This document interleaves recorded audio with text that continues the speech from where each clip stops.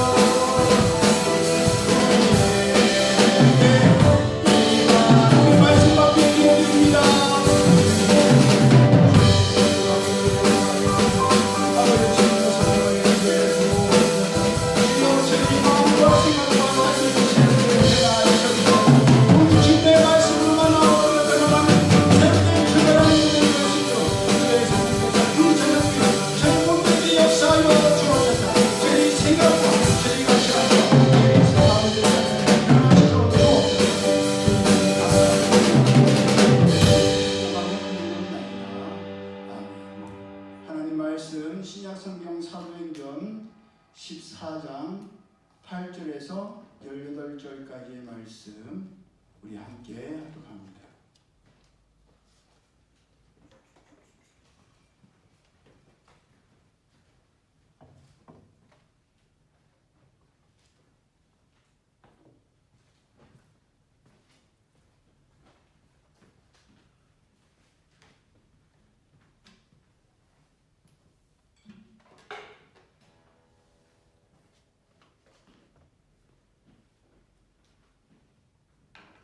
신약성경 사도행전 14장 8절에서 18절까지의 말씀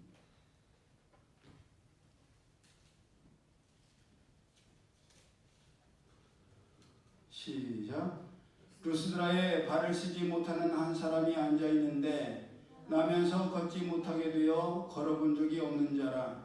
바울이 말하는 것을 듣거늘 바울이 주목하여 구원받을 만한 믿음이 그에게 있는 것을 보고 큰 소리로 이르되 내 발로 바로 일어서라 하니 그 사람이 일어나 걷는지라. 무리가 바울이 한 일을 보고 루가오니오 방언으로 소리질러 이르되 신들이 사람의 형상으로 우리 가운데 내려오셨다 하여 바나바는 제우스라 하고 바울은 그 중에 말하는 자이므로 헤르메스라 하더라. 시외 제우스 신당의 제사장이 소와 포안들을 가지고 대문 앞에 와서 무리와 함께 제사하고자 하니 두 사도 바나바와 바울이 듣고 옷을 찢고 무리 가운데 뛰어들어가서 소리질러 이르되 여러분이여 어찌하여 이러한 일을 하느냐. 우리도 여러분과 같은 성정을 가진 사람이라.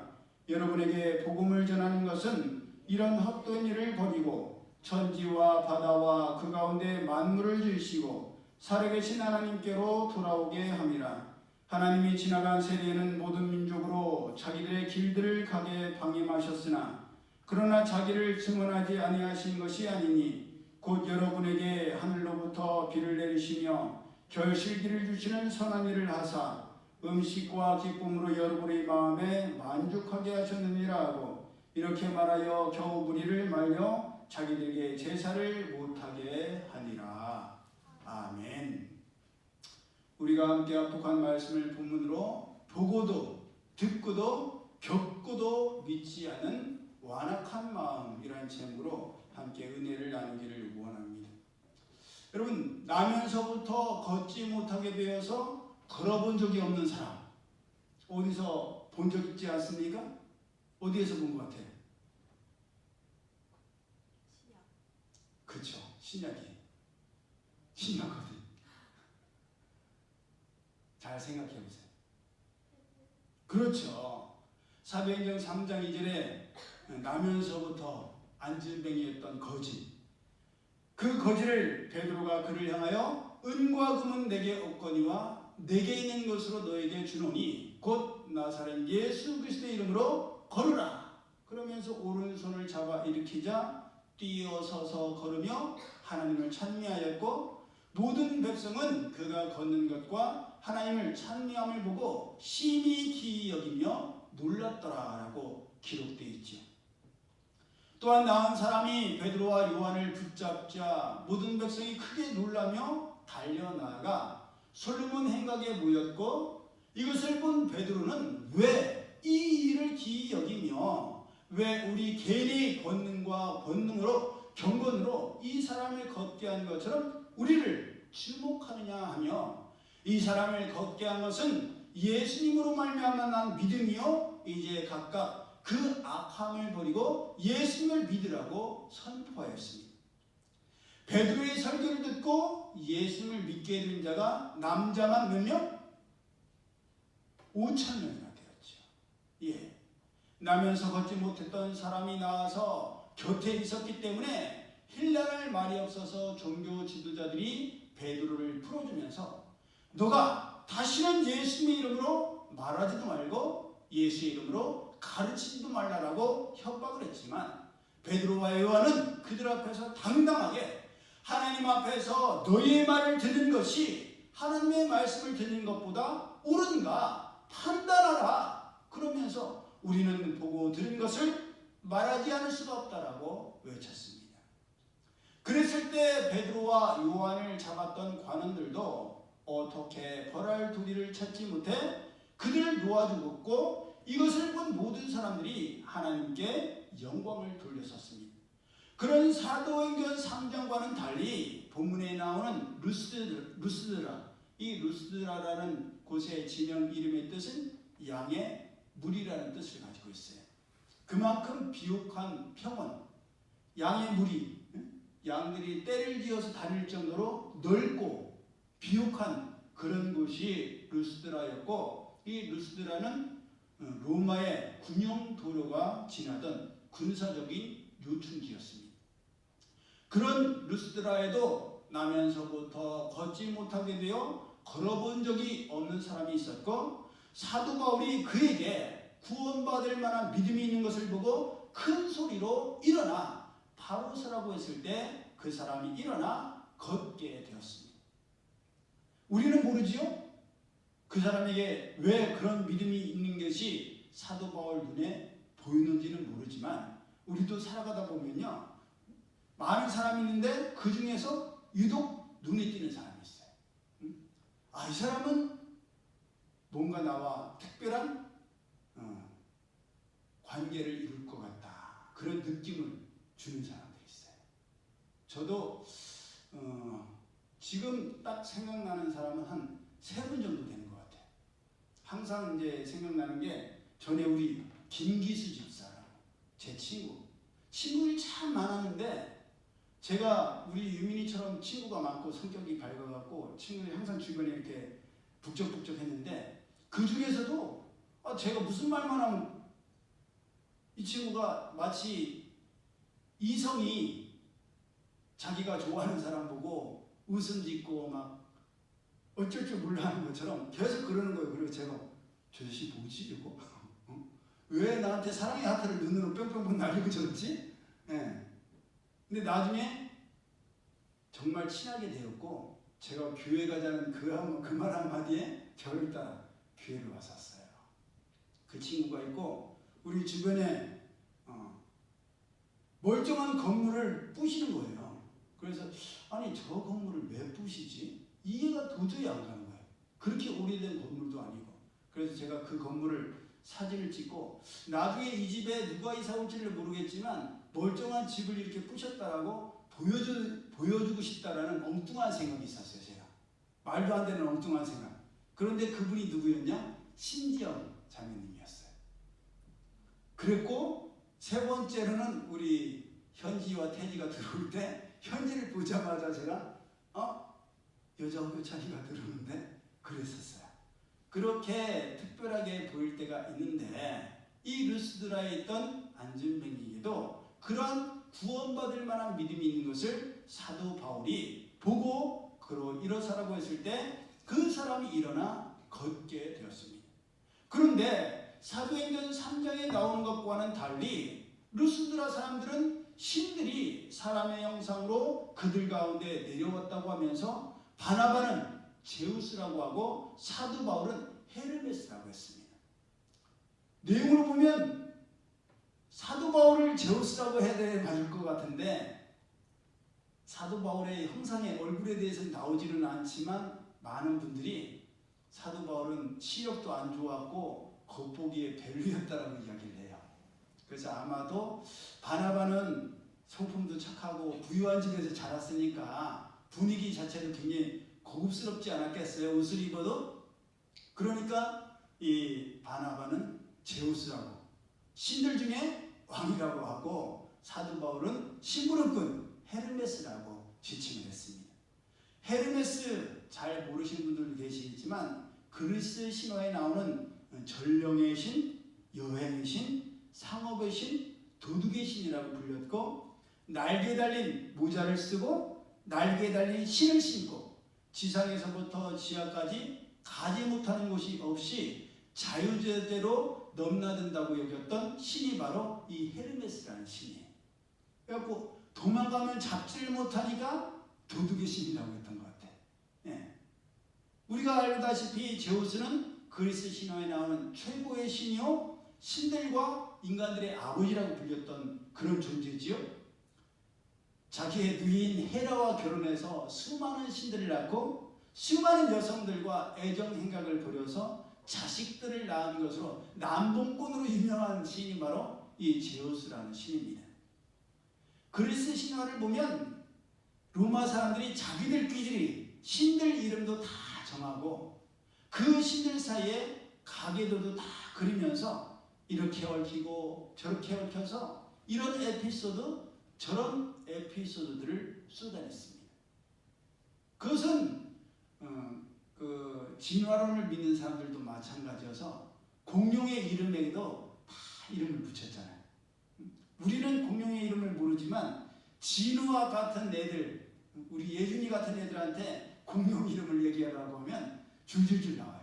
우리 유민이도 어렸을 때 공룡들을 좋아해서 이름이 줄줄줄 나왔는데 실제 그 공룡이 살았는지도 모르면서 이름도 다 붙여주었고 장기가 뭐고 뭐 뿔 3개 가진 거는 그게 무기가 돼갖고 뭐 다른 큰 육식 공룡들도 덤비지 못했다 그런 이야기들을 나누는데 그렇게 이야기들을 만들어낸 거예요. 루스드라 사람들은 자기들이 이해하는 선에서 사도 바울과 바나바를 제우스와 헤르메스라고 한 것입니다. 그러자 사도 바울과 바나바는 옷을 찢고 그들 가운데 뛰어들어가서 우리도 너희와 같은 성정을 가진 사람인데 어찌하여 헛된 신화에 나오는 신들처럼 여기느냐라고 하면서 하나님께서 지나간 세대에는 이런 일들과 이런 믿음에 대해서 방임하셨지만 이제는 말씀이 친히 육신되어 우리 가운데 오셨고 친히 모든 것을 증명하셨으니 더 이상 그런 허탄한 신화에 빠져서 하나님을 멀리해서는 안 된다라고 전했습니다.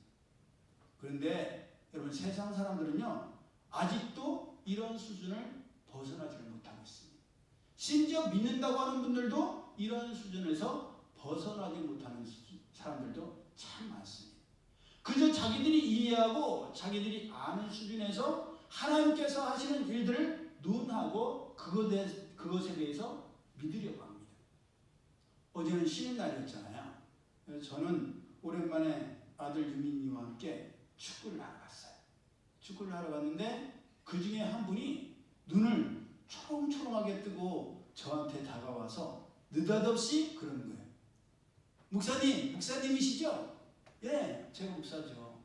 목사님 제가 얼마나 영적인지 알아요? 저는 지금 영적으로 굉장히 민감한 상태예요. 그러는 거예요. 저한테 다가와서 목사님 저는 영적인 사람이에요. 지금 제가 굉장히 영적으로 민감한 상태예요. 막 그러시는 거예요. 그리고 제가 뭐라고 했는지 알아요? 뭐라고 했을 것 같아요? 그래서 어쩌라고요? 제가 그랬어요. 그래서 어쩌라고요? 진짜. 그랬더니 그분이 황당해하면서 목사님 제가 영적이고 지금 민감하다니까요? 그래서 어쩌라고요 저보고. 그랬더니 자기는 많은 사람들에게 굉장히 영적인 사람이라는 소리를 들었대요. 그러니까 목사님은 뭐 그런 신비한 능력을 가진 그런 사람들도 영적인 사람들을 금방 알아보니까 목사님도 제가 영적이고 민감한 상태라는 걸 금방 알아보시지 않겠어요? 그러면서 저를 또 쳐다본 거예요. 그래서 제가 아저씨를 보니까 전혀 모르겠는데요. 그랬어요. 제가 보니까 그렇게 영적으로 보이질 않아. 민감해 보이지도 않아. 그래서 제가 아니 왜 영적이라고 얘기를 하세요? 물어봤어요. 전에 같으면 왜 그런 거 있잖아요. 우리 누군가가 갑자기 다가와갖고 제가 영적인 세계를 봅니다. 지금 제가 영적으로 굉장히 민감해요. 그러면 왠지 모르게 막 모골이 성연하고 뭐지? 막 그런 생각 들 수 있잖아요. 근데 저는 어제는 전혀 그렇지 않았어요. 그래서 제가 아저씨 보고 도대체 왜 영적이라고 얘기를 하시고 왜 영적으로 민감하다고 말씀하시는 거예요? 물어봤더니 자기 귀에 남들이 듣지 못한 소리가 들린대요. 제가 무슨 소리가 들리는데요? 그랬더니 애들이 떠드는 소리도 들리고 사람들이 웅성웅성대는 소리가 들린대요. 그러냐고. 또 한 번은 목사님 이건 분명하거든요. 한 번은요 신이 제 귀에 대고 한숨을 쉬었어요. 한숨을 쉬었다. 해보세요. 그래서요. 한숨 쉰 게 어때서요? 그 소리가 들린 게 어때서요? 환청일 수 있잖아요. 그때 아니에요. 목사님 분명히 제 귀에는 남들이 못 듣는 소리를 듣고 그 신이 저에게 한숨을 쉬었다는 거예요. 그래서요. 그 다음에 무슨 메시지가 있었어요? 그 존재가 자기가 신이고 아저씨에게 지금 어떤 계시를 하려고 한다라고 말을 했어요? 아니에요. 한숨 쉬고 끝났대. 그럼 애들이 소리 들리고 남들이 못 듣는 소리가 듣는데 그거에 대해서 어떤 특별한 일들이 일어났어요? 아니에요. 그러면 아저씨, 지금 우리 축구장에서 들리는 저 아이들이 떠드는 소리를 듣는 거나 아저씨 혼자 듣는다고 생각하는 그 소리나 제가 아저씨 귀에 대고 한숨을 쉬는 소리나 아저씨가 확실히 들었다고 하는 그 신의 한숨 쉬는 소리나 다를 바가 뭐가 있냐. 그래서 아저씨 삶에 무슨 변화가 일어났냐고 물어봤어요. 아니래요. 똑같대. 제가 그래서 그는 그냥 아저씨의 착각이든지 잡신의 장난에 불과한 것 같다고. 우리는 그런 거 가지고 영적이라고 얘기를 안 한다. 우리는 그렇게 신비적인 경험을 이야기하지 아니하고 하나님의 말씀과 성령님께서 우리 가운데 역사하여 주셔서 우리의 삶과 생각을 바꾸시는 것. 그래서 옛사람이 죽어 장사되는 바 되고 성령의 인도하신 바는 새 사람으로 거듭나는 것. 그걸 영적이라고 한다. 하나님의 말씀에 얼마나 민감하게 반응하고 그 말씀에 얼마나 철저하게 순종하느냐. 그 사람이 영적인 사람이지. 아저씨처럼 남들이 못 듣는 소리 들리고 애들이 갑자기 떠들리는 소리 들리고 누군가가 내 귀에 한숨 쉬는 소리 들리고 그거 갖다가 영적이라고 하지는 않는다. 여러분 그렇지 않아요? 예. 남들이 듣지 못하는 그런 소리를 들으면 뭐해요? 변해야지. 그 성령의 인도하심을 말씀하시는 분이 성령님이시라면 그 성령님의 인도하심에 순종하고 따라서 삶이 변해야 되죠. 나는 남들 못 듣는 거 들어. 나는 남들 못 보는 거 봐. 나는 남들이 경험하지 못한 거 경험해. 그게 무슨 소용이 있느냐 말이에요. 우리는 그러면 안 됩니다. 그저 개인적인 경험과 환청들을 하나님께서 말씀하시고 계시하셨다라고 착각해서는 안 됩니다. 왜냐하면 우리에게는 하나님의 말씀인 성경이 있기 때문이에요. 하나님께서는 하나님의 말씀인 성경을 통해 말씀하시고 성령님을 통해 우리에게 알려주시지 한숨 쉬고 남들이 듣지 못하는 어린아이 사람들이 떠드는 그런 알 수 없는 소리로 말씀하지 않으시기 때문입니다. 그런데도 사람들은 자기들이 알 수 없는 일들은 다 영적이라고 생각하고 그런 일들을 자기들이 알고 있는 수준에서 이해하고 믿으려고 합니다. 자기 믿는 신들을 갖다 붙이고 그 신들이 했다라고 단정하려고 합니다. 그래서 어떤 사람들은 이런 말도 안 되는 이야기들을 하기도 합니다. 이 세상에 신은 하나인데 그 신의 이름을 몰라서 어떤 사람들은 하나님이라고도 하고 어떤 사람들은 하느님이라고도 하고 어떤 사람들은 알라라고도 한다. 하지만 결국 모든 신은 같으며 그 신을 제대로 믿으면 구원을 받고 영생의 삶을 산다라고 이야기를 합니다. 그것을 다원주의라고 해요. 말도 안 되는 소리죠. 왜냐하면 하나님께서는 하나님의 말씀인 성경을 통해서 예수님만이 구원의 문이시며 다른 이로서는 구원을 얻을 수 없나니 천하인간의 구원을 얻을 만한 다른 이름을 우리에게 주신 일이 없다라고 분명히 말씀하셨기 때문입니다. 사도행전 16장 31절에서도 주 예수를 믿으라 그리하면 너와 내 집이 구원을 얻으리라 라고 분명히 말씀하셨습니다. 그러니 지나간 때로 족합니다. 이전에는 몰라서 그랬다 할지라도 이제는 알게 되었으니 더 이상 그래서는 안 됩니다. 베드로전서 4장 3절에도 너희가 음란과 정욕과 술취함과 방탕함과 연락과 무법한 우상 숭배를 하여 이방인의 뜻을 쫓아 행한 것이 지나간 때가 족하도다. 만물의 마지막에 가까웠으니 그러므로 너희는 정신을 차리고 근신하여 기도하라 라고 말씀하셨습니다.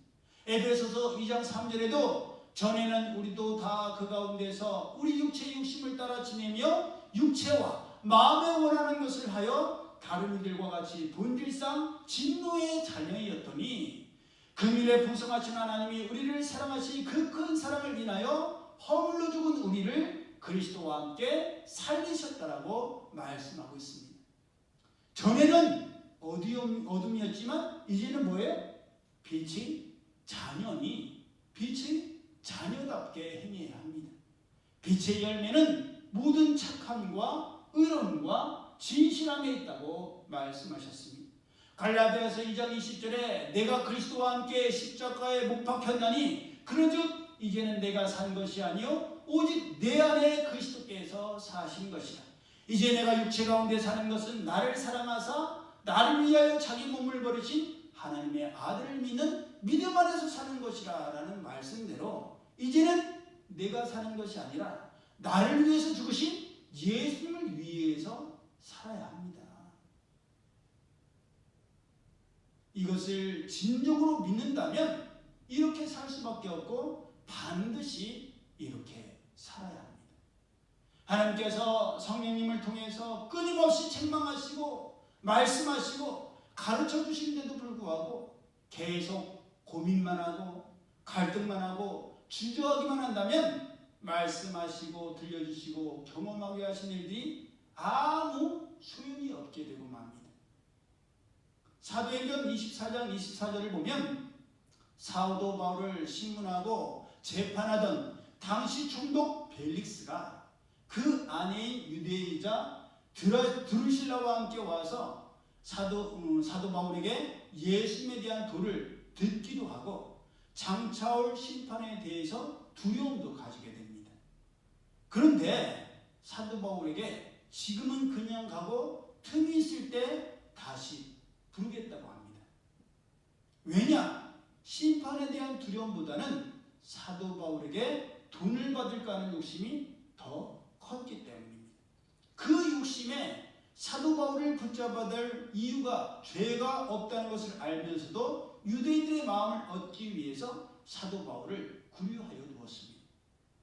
여러분, 세상에 얼마나 많은 사람들이 근심만 하고 걱정만 하고 두려워만 하는지 모릅니다. 장차올 심판에 대해서 생각할 때 다들 걱정을 하고 두려워하고 겁을 냅니다. 하지만 정작 준비는 하지 않습니다. 움직이지를 않습니다. 움직이지 않고 행동하지 아니하면 심판을 피할래야 피할 수가 없습니다. 하나님께서 창세기 22장 12절을 통해서 믿음의 조상 아브라함에게 너가 너의 아들 독자라도 내게 아끼지 아니하였으니 내가 이제야 너가 하나님을 경외하는 줄을 아노라 라고 말씀하셨고, 야고보서 2장 21절에서도 우리 조상 아브라함이 그 아들 이삭을 제단에 드릴 때에 행함으로 의롭다 하심을 받은 것이 아니냐. 내가 보거니와 믿음이 그의 행함과 함께 일하고 행함으로 믿음이 온전케 되었느니라. 이로보건대 사람이 행함으로 의롭다 하심을 받고 믿음으로만 아니니라. 영혼 없는 몸이 죽은 것 같이 행함이 없는 믿음은 죽은 것이라 라고 말씀하시는 것입니다.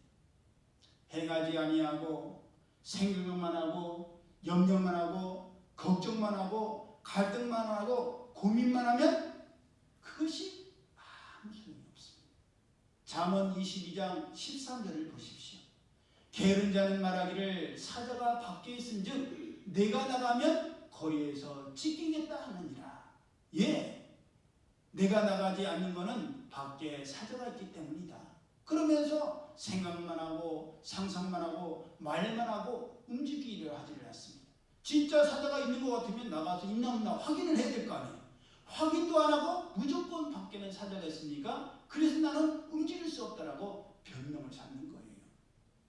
움직여야 하고 행해야 합니다.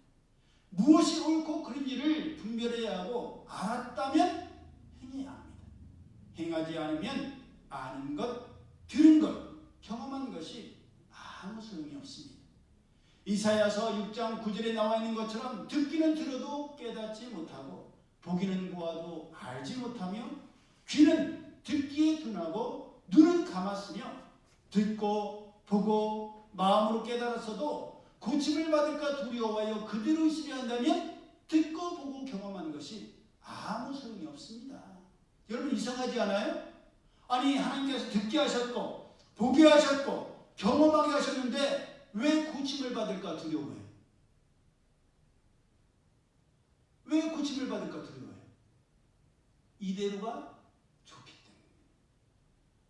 그 들은 대로 행하고 본 대로 행하고 경험한 대로 행하자니 지금의 내 생활을 완전히 버려야 되고 바꿔야 되고 고침을 받아야 되니까 그대로 두는 거예요. 움직이려 하지를 않아요. 지금 병원에 계시는 우리 최경자 집사님께서 몸에 이상이 왔을 때 그냥 지나갈 수 있죠?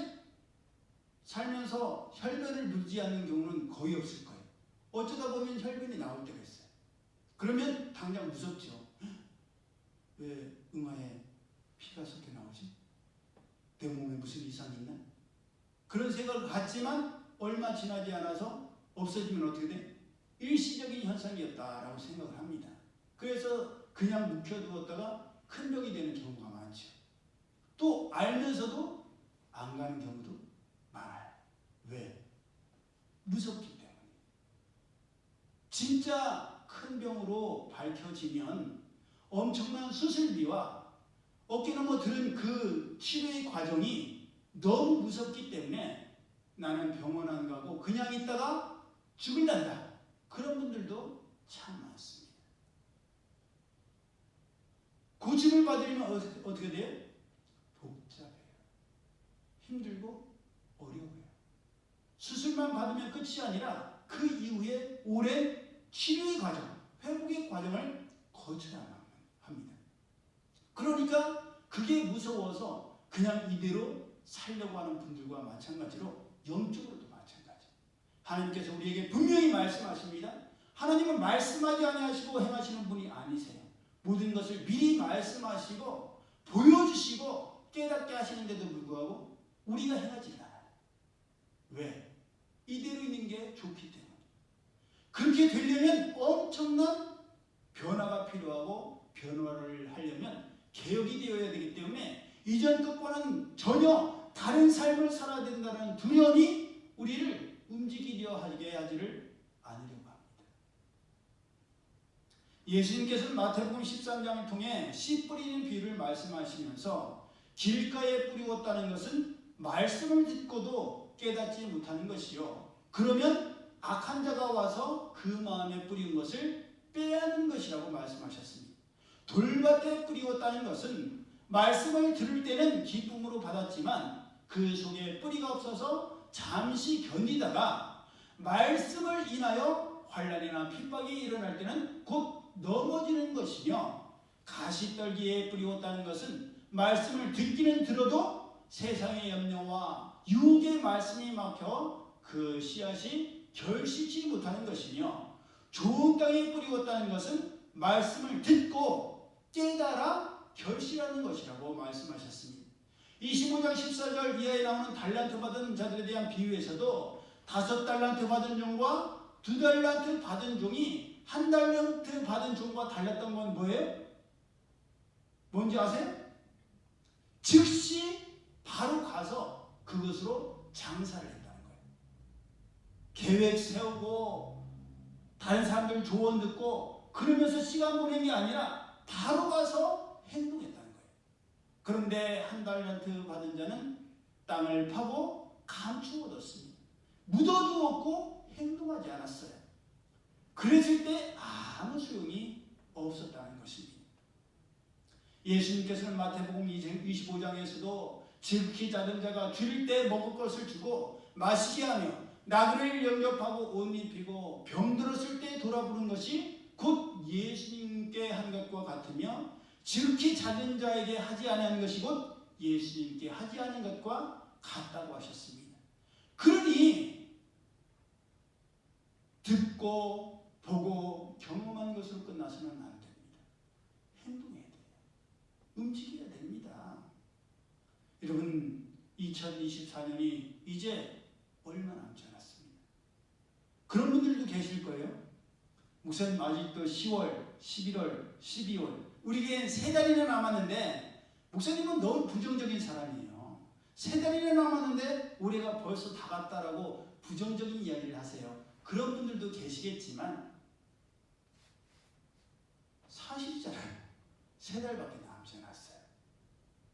올 한 해를 한번 돌이켜볼 때에 또 올 한 해 전체 9월달까지 전체를 보지 않더라도 근래에 하나님께서 우리 각자에게 말씀하시고 깨닫게 하시는 것 있지 않습니까? 예, 그것을 더 이상 미뤄서는 안 됩니다.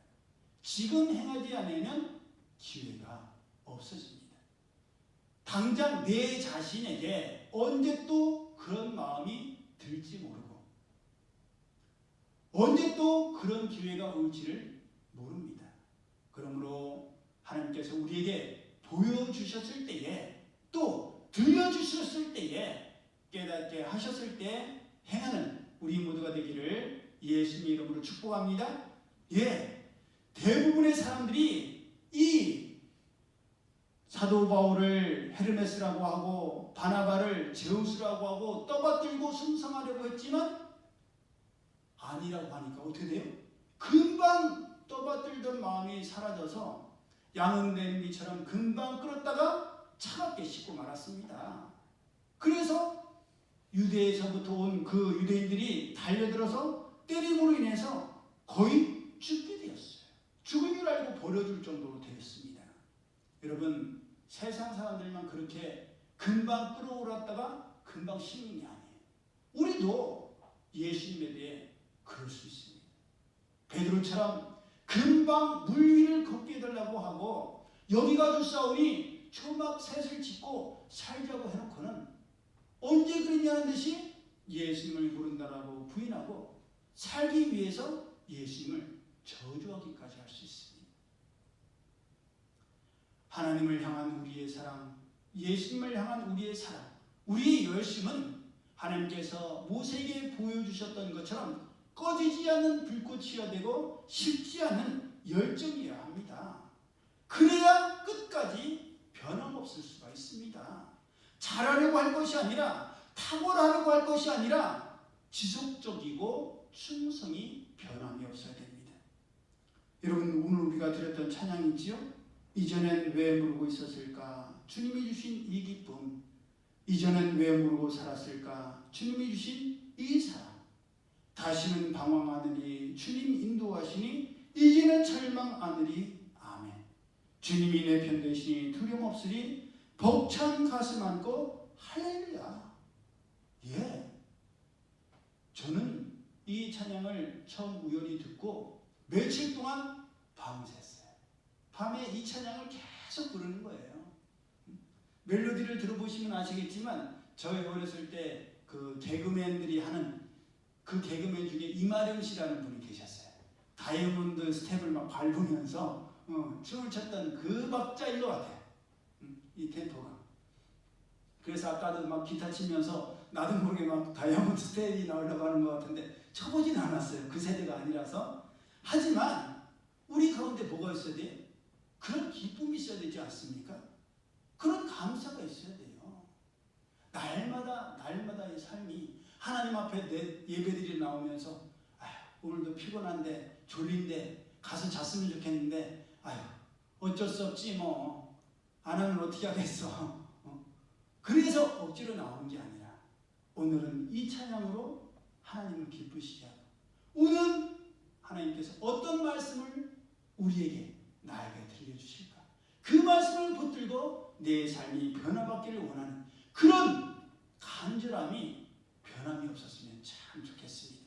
그래서 보고도 듣고도 겪고도 돌아키지 아니하고 그대로 살다가 죽은 사람들처럼 되지 아니하고 삭개오처럼.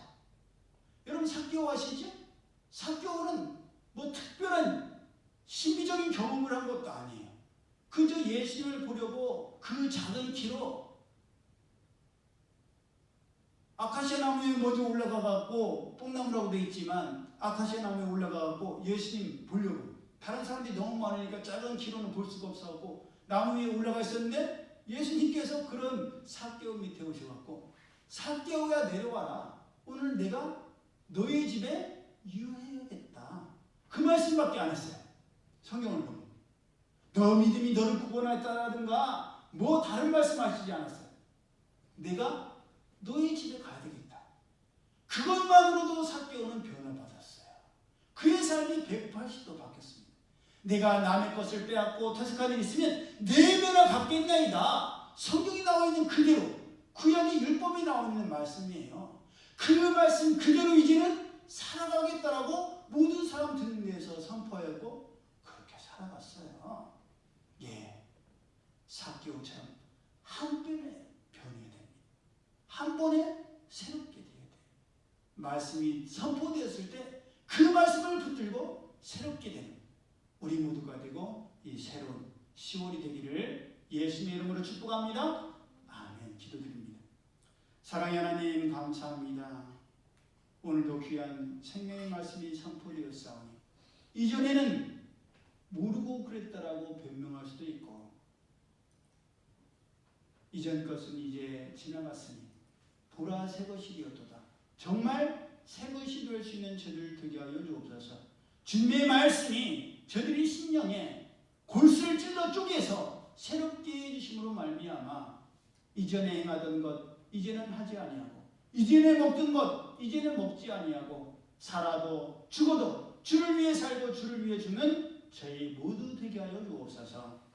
이제는 우리 주 예수 그리스도의 은혜와 하나님 아버지의 크신 사랑하심과 성령님의 교통하심 말씀을 듣고 보고 경험함으로 변화받아 새로운 인생을 살기 원하는 이들 모두에게 이제로부터 영원히 함께 하실지어다.